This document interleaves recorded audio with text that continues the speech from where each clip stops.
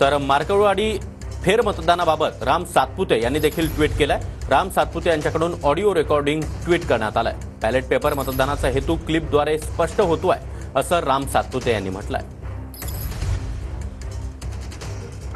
आम्हाला उत्तमरावनं बोलवून घेतलं आणि बोलवून घेतल्यावर मार्कडवाडीचं मतदान एवढं कसं वायपट गेलं, वाया कामन गेलं।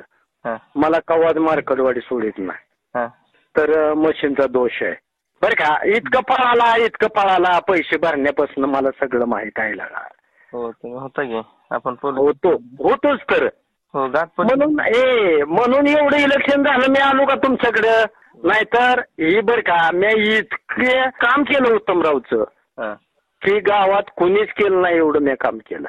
निवडणूक झाली हो झाली बरं का, गावात उद्या इलेक्शन घ्यायचं ठरलंय, फिक्स झालंय, म्हणजे मंगळवारी इलेक्शनच आहे।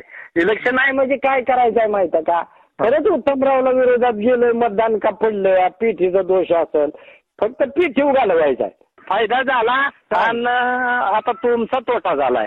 आमचा तोटा आहे ना, मग आम्ही कसं जबाबदार? बरोबर आहे, मी सांगतोय म्हणून एवढी बरं आपदा बरे, त्याच्यातनं काय निष्पन्न होणार नाही, फक्त मत येऊन करायचं आहे। ऐका की मत कसं करायचं मतदान? आम्ही सांगतोय म्हणून